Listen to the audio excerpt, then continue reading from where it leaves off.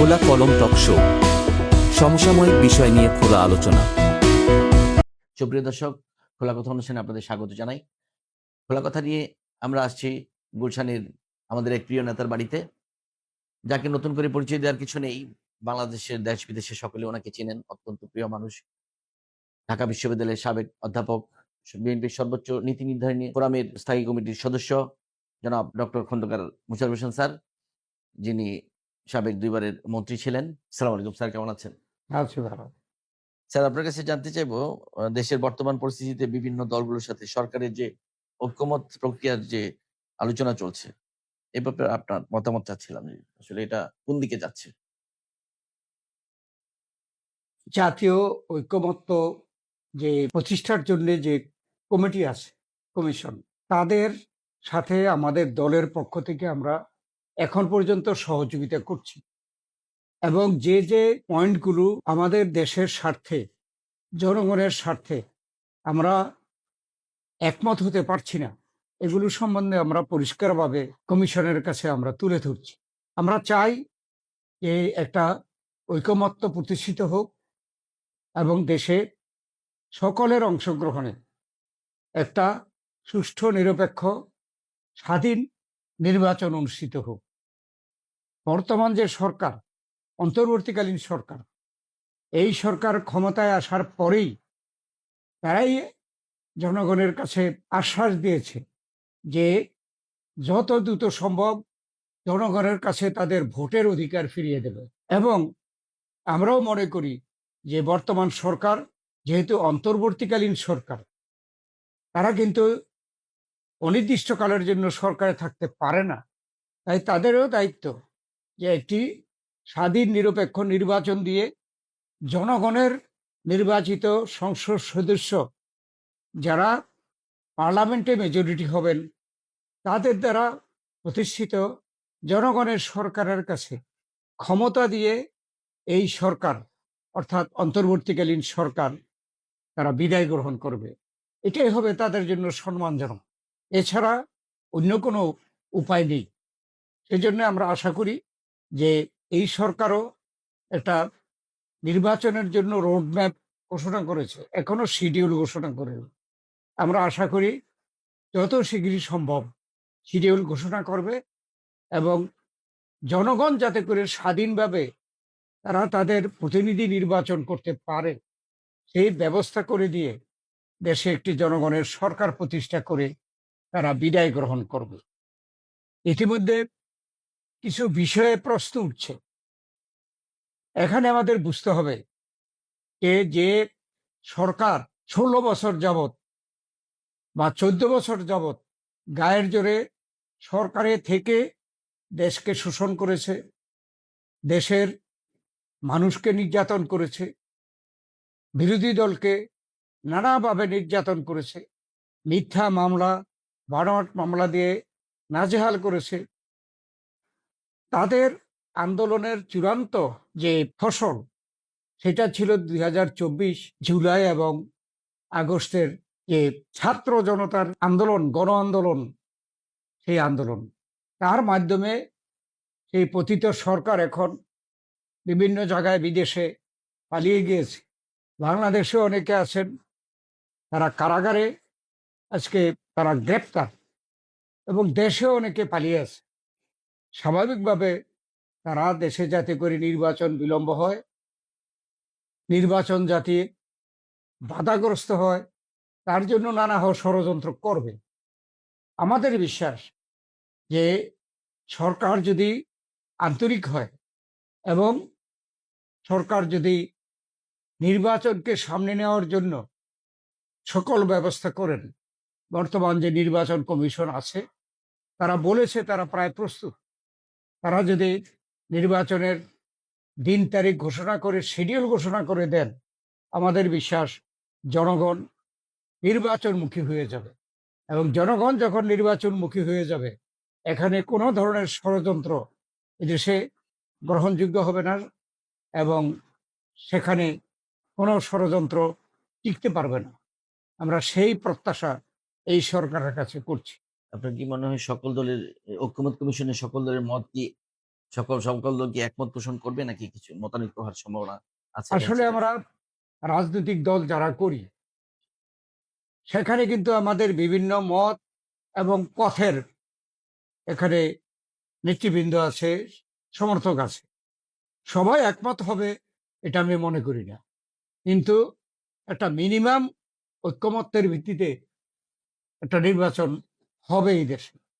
আর এখানে যেটা একটা পিআরের কথা উঠিয়েছে, এটা এই বাংলাদেশ স্বাধীন হওয়ার পরে এই পর্যন্ত, যদিও আওয়ামী লীগের সময় বিভিন্ন সময় নির্বাচন তারা নানাভাবে প্রভাবান্বিত করেছে, কিন্তু যে পদ্ধতিতে নির্বাচন হয়েছে সেটা হলো একজন ভোটার তার ইচ্ছামতো স্বাধীনভাবে একজন প্রার্থীকে ভোট দেবেন, সে এমপি হবে এবং তারা যারা সংখ্যাগরিষ্ঠ তারা সরকার গঠন করবে। এটাই সমাধান। এবং এই জন্যই কিন্তু আমরা গণতন্ত্রের চর্চা করছি। মুক্তিযুদ্ধে এই উদ্দেশ্য, গণতন্ত্র প্রতিষ্ঠা প্রধান উদ্দেশ্য মুক্তিযুদ্ধের চেতনা। অতএব এখানে নানা ধরনের কথা তুলে নির্বাচন বিলম্বিত করার চেষ্টা করা হতে পারে, কিন্তু জনগণ যদি নির্বাচনমুখী হয়ে যায়, এইসব যে প্রস্তাব কোন রকমের চেষ্টা, এটা বাংলাদেশের জনগণ এটা গ্রহণ করবে না। 5ই আগস্টের পর থেকে দেখা গিয়েছে বাংলাদেশের বিভিন্ন দল, এখন তো আওয়ামী লীগ মাঠে নেই, বিশেষ করে জামাত আহ, এবং কিছু দল বিএনপির উপর বিভিন্ন চাঁদাবাজি এবং সন্ত্রাসের কর্মকাণ্ডের প্রতি তারা ইঙ্গিত দিচ্ছে এবং বিএনপিকে দোষারোপ করছে সাধারণত বিভিন্ন জনগণ। বিএনপির আমরা মনে করি আঙ্গুল তুলছে। যে এগুলো অপপ্রচার, কোথাও হচ্ছে না তা নয়, কিন্তু আমরা বিএনপির পক্ষ থেকে যদি কোনো এ ব্যাপারে অভিযোগ পাচ্ছি, সঙ্গে সঙ্গে কিন্তু আমাদের নেতা কর্মীদেরকে আমরা বহিষ্কার করে দিচ্ছি। এই কাজ চলছে। জি, আপনাদের ভারপ্রাপ্ত চেয়ারম্যান তাই ঘোষণা করছেন হ্যাঁ, এবং আমাদের আপনারাও করছেন। ভারপ্রাপ্ত চেয়ারম্যানও ঘোষণা করেছে, আমরা দলের থেকেও সার্কুলার দিয়ে এই কাজ করছি। তাই এটা একটা অপপ্রচার। আপনার কি স্যার নির্বাচন মনে হয় যে বহিষ্কারের তারিখ, একমাত্র দিন তারিখ পরিষ্কারভাবে ঘোষণা করলে এখানে আমার বিশ্বাস এইসবগুলো অপপ্রচার টিকবে না। জনগণ তারা ভবিষ্যতে যাদেরকে দিয়ে এই দেশ পরিচালনা করতে চায় তাদেরকে ভোট দেবে, অপপ্রচারে তারা কান দেবে না। আপনাদের স্যার যেসব কমিটি মানে যেসব কমিটি ভেঙে দিয়েছেন চাঁদাবাজির অপরাধে এবং সেই বিলুপ্ত কমিটিগুলা অনেক জায়গায় দেখা গিয়েছে কমিটি বহিষ্কার হয়েছে, কমিটি বিলুপ্ত করা হয়েছে, কিন্তু সেই কমিটিগুলা এখনো পুনর্গঠিত হচ্ছে না কেন স্যার? এটা কি আপনাদের নির্বাচনে এফেক্ট করবে না? এই নির্বাচন কাছাকাছি চলে আসলে আপনাদের এই কমিটিগুলা দেরি হচ্ছে, এটা কি আপনি মনে করেন যে দলের জন্য না, কোনো? সাংগঠনিক বিষয় আর নির্বাচনের বিষয় এ সম্পূর্ণ আলাদা। সাংগঠনিক বিষয়ে আমাদের যে গতানুগতিক যে প্রক্রিয়া এটা চলবে, আর নির্বাচনের প্রস্তুতি সম্পূর্ণ আলাদা। আমরা দলের থেকে নির্বাচনের প্রস্তুতি গ্রহণ করার জন্য আমাদের নেতা কর্মীদেরকে আমরা নির্দেশ দিয়েছি, সেভাবে কাজ চলছে।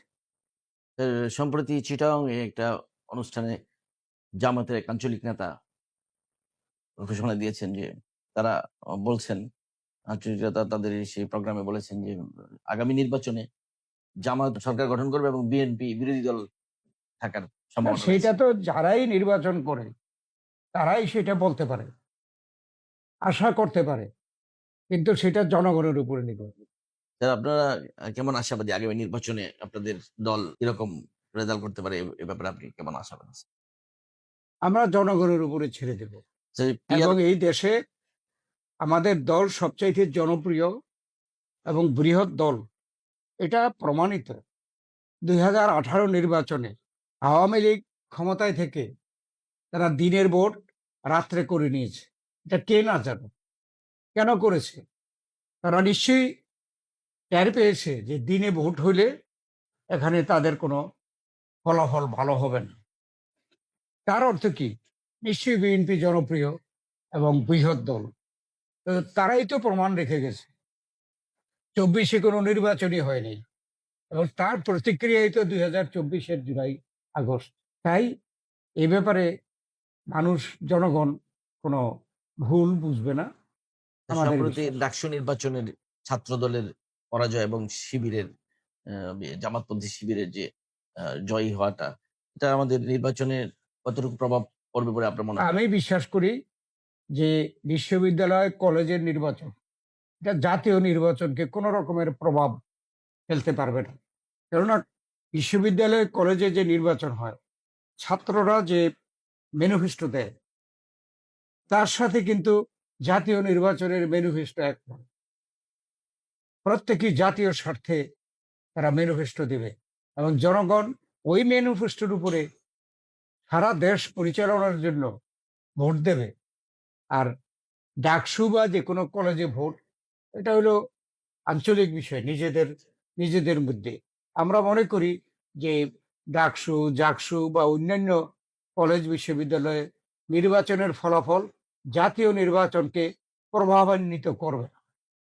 জামায়াত জাতীয় পার্টিকে বিলুপ্ত করার জন্য আন্দোলন করছে, জামাত সহ বিভিন্ন এনসিপি এরকম কিছু দল।